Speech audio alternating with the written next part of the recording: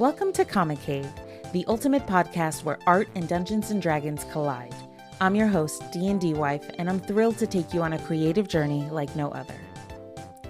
Each week, we'll dive into the world of fantasy art, exploring stunning digital pieces, intricate miniature paintings, and captivating character portraits.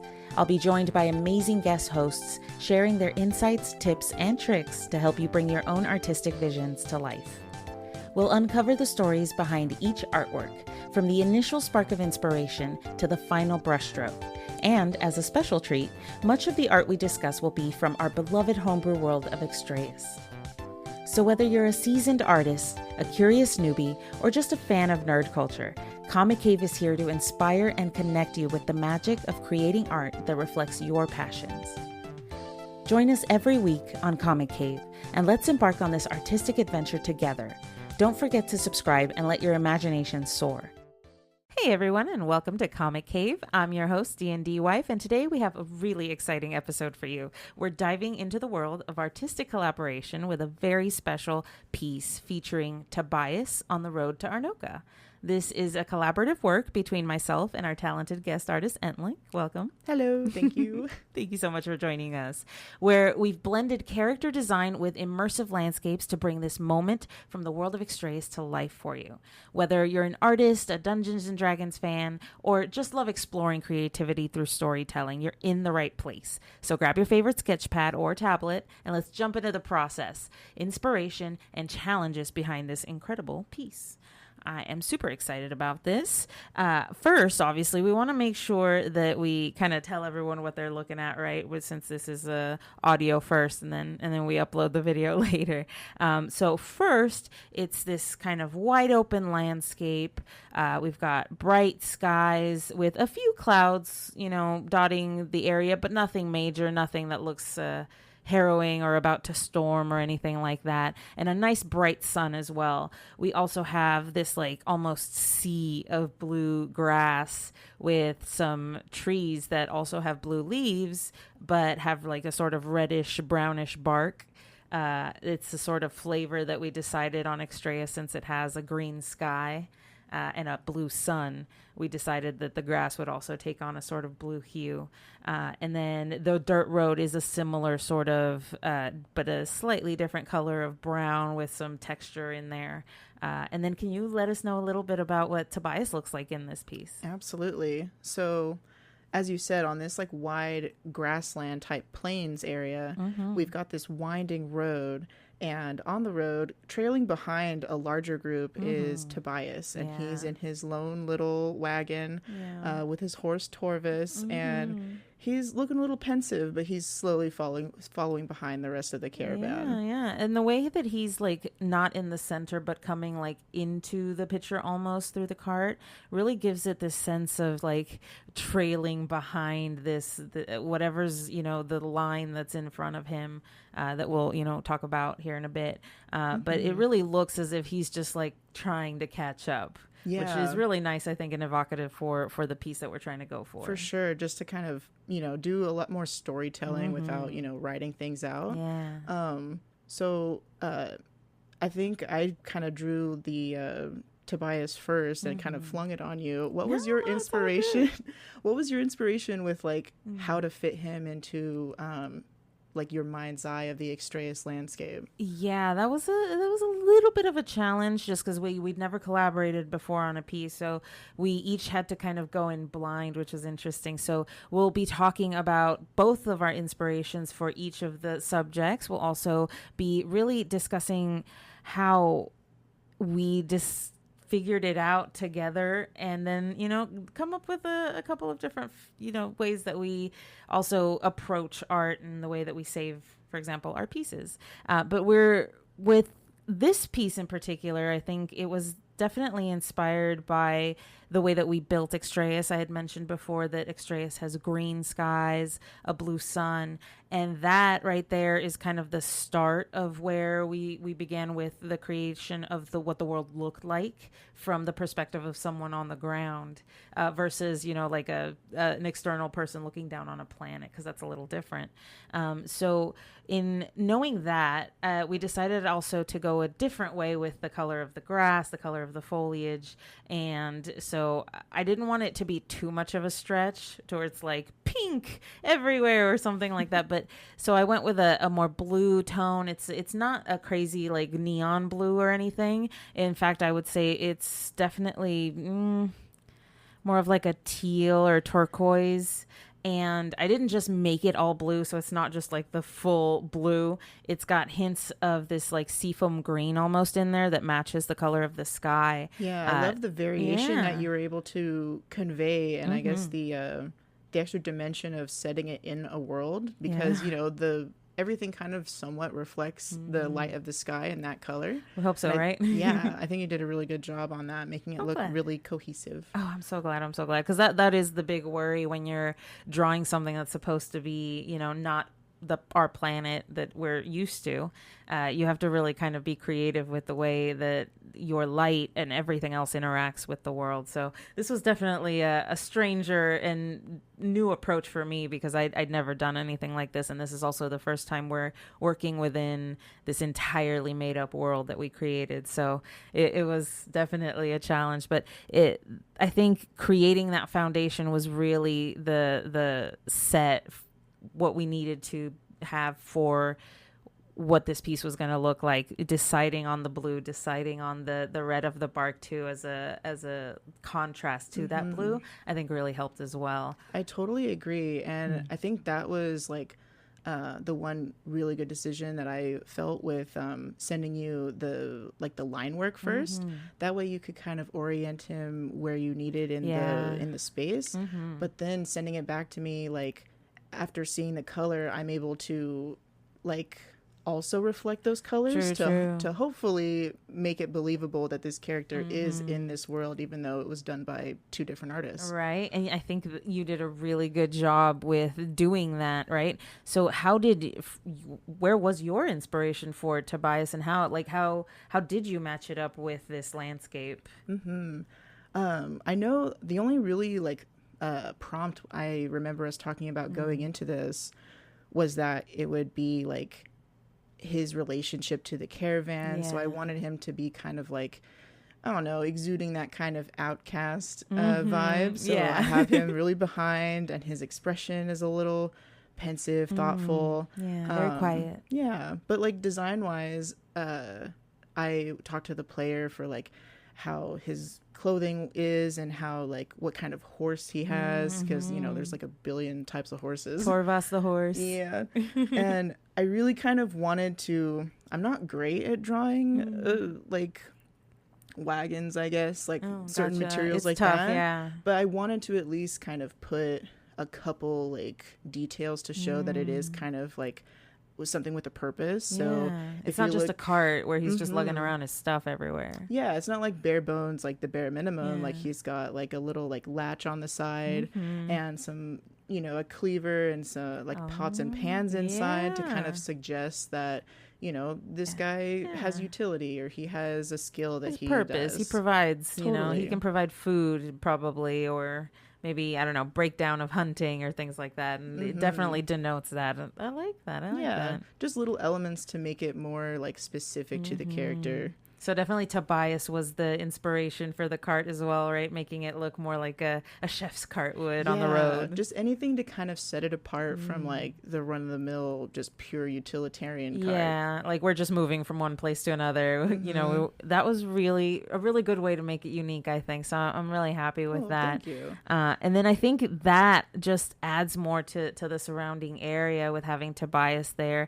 I also just really think that just having these shadowy figures in the distance kind of really drives it home too. It's one of the details that I really like about this piece on my end, at least, because I really love the pots and pans and all the tiny little details you put in there to really show what Tobias's purpose is in the world.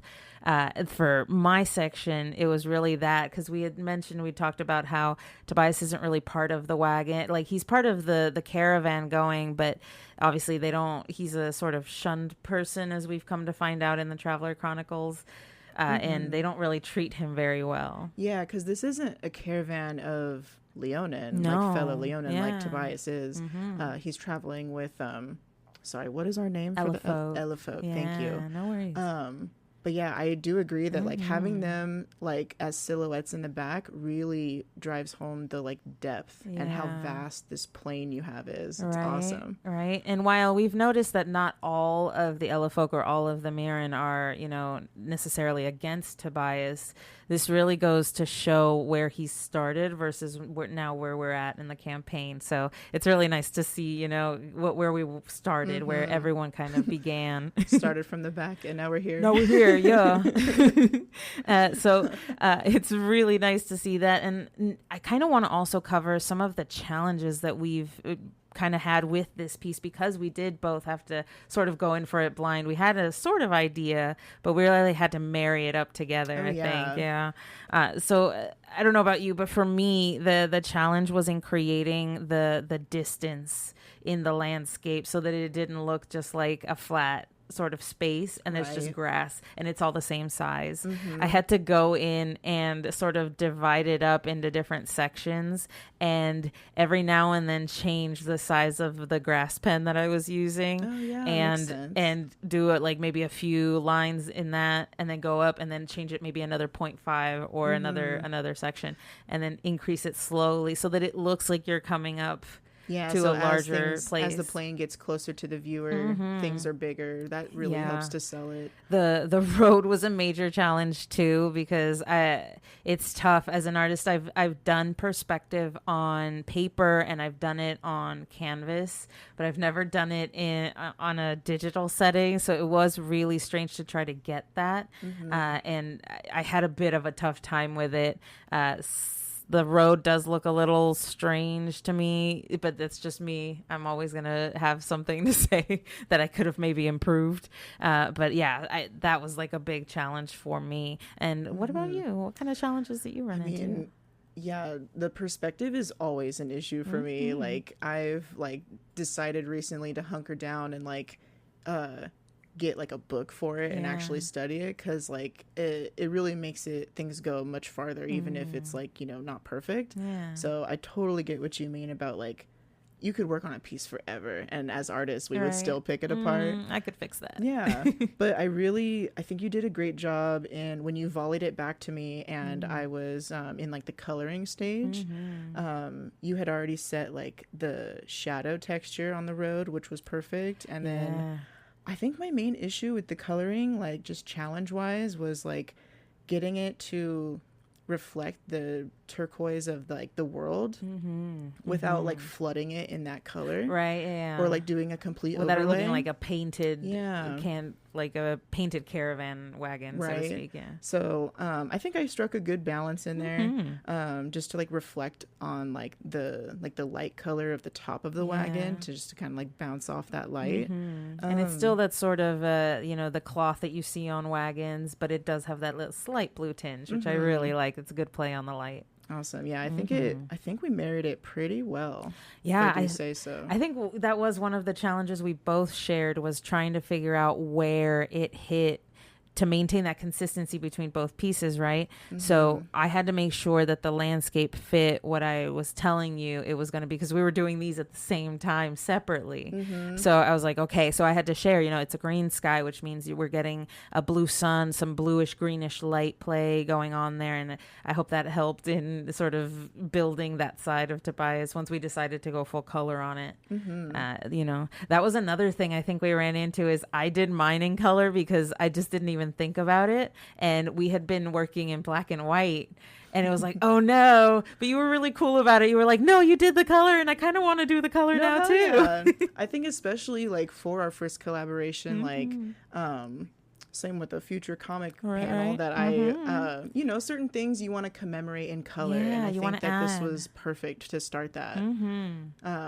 But yeah, I think it was really awesome, and it provided a good challenge. Yeah, because full color pieces are really tough sometimes, especially if you're doing a landscape on top of character work.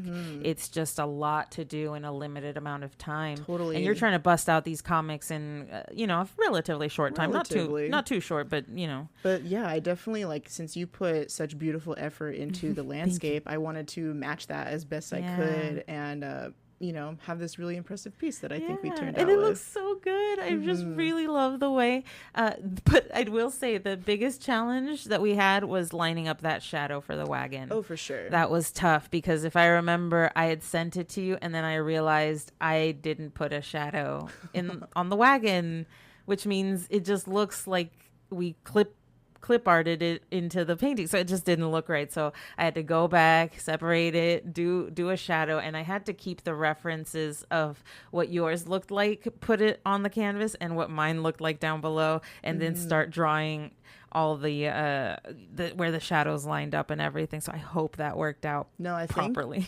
I think that was, I don't know, it was a nice learning curve. Like that, and we were communicating about like layers, because I think you had just got your tablet around this time, so you were still figuring out Clip Studio and the I'm pretty sure this stuff, is all one layer, which is so impressive. I love people who work on one layer. I'm like, how do you do it?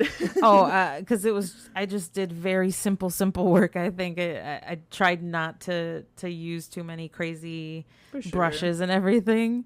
No, it's good. You can tell, like, I don't know, when someone like overworks a piece, and I think that you've avoided it very well. I think there's some places I can work on to make my landscape work a little better, but I think that we always say that about ourselves as artists. We can always improve. No, but yeah, it was really nice to kind of like, I don't know, figure out like the layering, and even like I had never sent a CSP file before.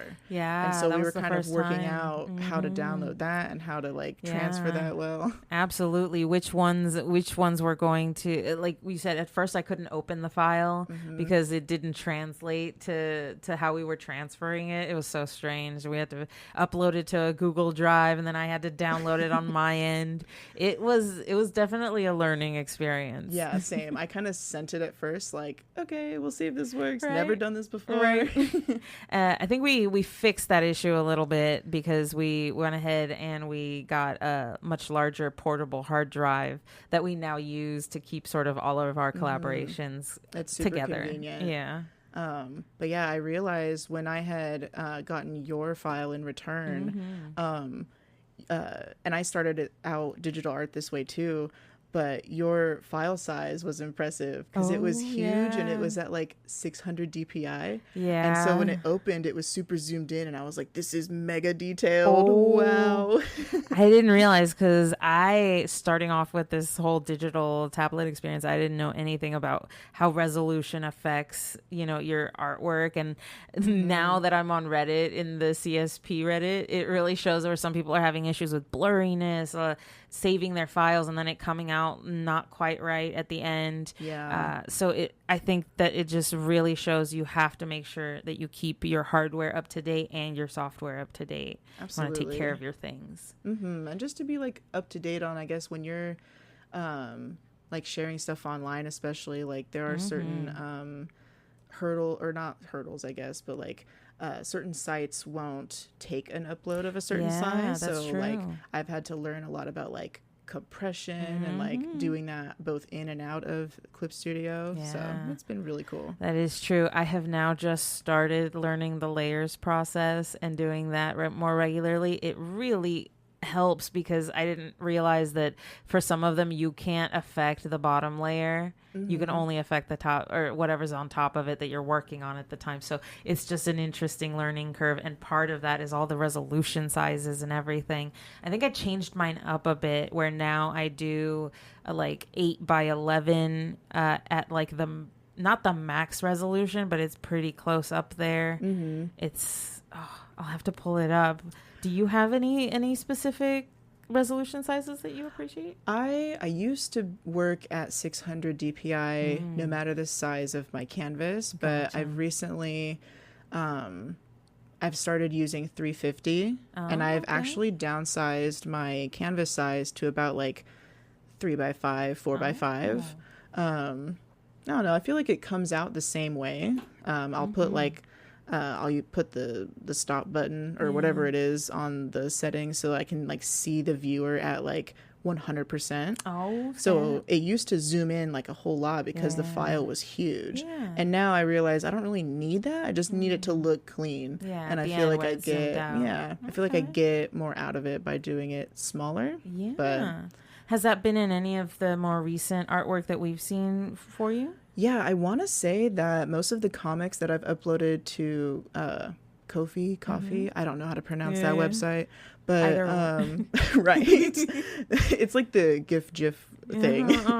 But I think most of those are at 350. I think I fluctuate between 8x11 and like 5x8 and all that stuff, but it just depends on what you're feeling. Yeah, or sometimes if I like accidentally, sometimes I'll forget and I'll start working on a piece, which is so easy to resize, like, you know, to mess with it in Clip Studio. But yeah, sometimes I'll forget and like, I'll be like, oh, wow, this file is way bigger than I wanted. Yeah, I get you. You know, and that does explain why sometimes, because I think I do work at quite high resolution. I'm at 1200 DPI. Sheesh, I don't know why. I just really wanted like a really clean canvas. But that makes sense because that explains sometimes my canvas does lag a bit, so I might want to reduce that, you know, not go as crazy, not as ham. So that's a good tip. Makes it work a little harder. Yeah, right. And then save my poor tablet from all the stress. No, yeah, let me know in the future if you play around with that and I'm gonna try it out. some new settings. I'm gonna try some changes because I think I got that just looking off like YouTube videos trying to figure out Clip Studio Paint for the first time. I was like, what do I do? How does this work? Very helpful that online there's like 1,000 resources and just to see like a consensus, you know, seeking out artists that you know, you want to emulate or have a similar style, and you're just like, what do you use? I want to do what you do. How do you do that? I want to learn. How you do that? I think that's where the Clip Studio Reddit really comes in handy. There's so many people who share not just, you know, their tips, but also the challenges that they go through, and we kind of help each other find a solution, which is really nice. Oh yeah, when you like come across a post that's like, wow, I've been having that exact same problem, and like first comment is the solution. I'm like, wow, it was that simple this whole time. Answers, and it's like, I did not know that. Oh my gosh. You know, sometimes you feel like a dummy, but it's like, no, it's a learning curve, and you just keep, you know, gaining experience. Totally. You level up. Absolutely. You know, we also want to make sure that people, artists of any kind, are encouraged to keep experimenting with their tools, whether it's the digital medium or, you know, maybe a more physical medium. I just, you know, sometimes it's just trial and error. Oh yeah, I feel like you never stop learning. Yeah. Like even some of the people that I'll follow on social media or YouTube, they are just mind-blowingly talented at what they do. Really. And they're still like, oh, this looks terrible, or oh, I have to work on this, and I'm just like, oh man, like it really just never stops. No, you know, what a beautiful the self-improvement thing. is real. You keep going. I think that's the beauty of art and doing art, and the fact that anybody can do art, because it's not really so much about your talent as much as it is about your perseverance and your willingness to keep learning throughout the entire process. And it really is a lifetime venture. Oh, totally. Like, a recent level up that I will pass on as a tip for anyone who's like wanting to do like comics type of stuff or like any kind of like visual storytelling. We were all recently at SAC Anime, and I was able to attend a workshop by like a storyboard artist who has done work on shows like The Venture Brothers and like Harley Quinn. Cool. He was really nice and he was really down to earth. He also talked about certain perspective things that he's still wonky about, even after like, you know, years 20 of working. decades in the business, and he's still like humble enough to be like, oh, this is stuff I need to work on. But a big thing that helped my workflow recently was he said that everything starts like text first. So you want to write out what you want to do. Yeah, what you want out of each scene or whatever, and you can kind of like thumbnail how you want your panels to lay out. Basic drawings, nothing too detailed. Totally. And so he shared some of his process with us, and I tried it out on this I'm working on issue number 8 right now. Oh, nice. And so that's where I've been able to apply this new knowledge. And I feel like it's really helped me out, helped me get things a little cleaner and I don't know, emphasizing what I want instead of wasting time on stuff that I'm just going to scrap anyway. Right. Make things a little more concise. I really like that. That's a great tip. I think we should all take that to heart, because sometimes I do get it. You can get bogged down in all the little things that you want to do within a piece. Or it's almost counterintuitive where I feel like impatient, where I want to just get it done and get started. Yeah. But I'm chasing my tail and I'm spinning. I'm wasting all this time like in the drafting stage when I could be doing that in a lot looser format or getting rid of it in the writing stage. Yeah. Okay. He also, this guy, this storyboard artist also mentioned that, which was a relief to me. He's like, I just want to get started, but I know that doing all this setup will help me in the long run. The planning really helps, because I've done, learning right off the bat, I really started to just doing exactly that. Just get started, do whatever, and put it on the canvas. But coming at it now, having learned a little more, drafting something is a lot easier to complete once you've built the foundations, the bones of whatever you're trying to draw. So I really appreciate that's a very great point. I think we should all do that. You know, even if you can't go to a con, even if you can't join a panel or something, or a workshop or anything, there's still community programs that are out there that it can be free. There's also, obviously, YouTube is a plethora of knowledge, and I do definitely recommend the Clip Studio Paint Reddit, or any of the other programs, really, the Reddits that they have, because they're all helpful. There's always, like, no matter what you use or what, even like if you're looking at genres of art, like there's always going to be a community somewhere who you can bounce ideas off of, or you can learn from, you know, the other people's experience. You know, I feel like that's what I don't know, humanity does that. Right. It helps us. It helps us not just be better people, but better artists too. We all lift each other up. Yeah, absolutely. And that's a wrap on today's episode of Comic Cave. Yay. I hope you enjoyed diving into the creative process behind Tobias on the road to Arnknoka and hearing all about how EntLynk and I brought this piece to life. Thank you, EntLynk, for joining me today. It was really nice having you. Thank you so much for having me on. Absolutely. Collaborations like this are so much fun, and we hope it inspires you to explore your own creative projects, whether you're working solo or with a fellow artist. Don't forget to join our Couple of Nerds community on Discord to share your own artwork, ask questions, or suggest ideas for future episodes. And if you want to see the final piece we discussed today, head over to our YouTube channel, where we've got a full showcase of the artwork, as well as EntLynk's Ko-fi, or Ko-fi. Whatever it is. Right. Be sure to like, review, and subscribe. And as always, stay creative and stay nerdy. Until next time. Thank you for joining us on this episode of Comic Cave. We hope you feel inspired to create and explore new artistic horizons. Before we go, we'd love to stay connected with you. Join our Couple of Nerds Discord community to share your own artwork, connect with fellow artists, and submit your ideas for future episodes. We can't wait to see what you create and hear your suggestions. And don't forget to check out our Couple of Nerds YouTube channel, where we showcase the artwork discussed in each episode. Watch detailed videos that highlight the inspirations, techniques, and stories behind each piece. Stay tuned for more episodes, where we'll continue to dive into the vibrant world of fantasy art and Dungeons & Dragons. Your creativity is the heart of Comic Cave, and we're excited to see it shine. Make sure to subscribe to Comic Cave, leave us a review, and spread the word. Until next time, keep creating, stay inspired, and may your imagination know no bounds. This is DnDWife signing off. Happy creating, everyone.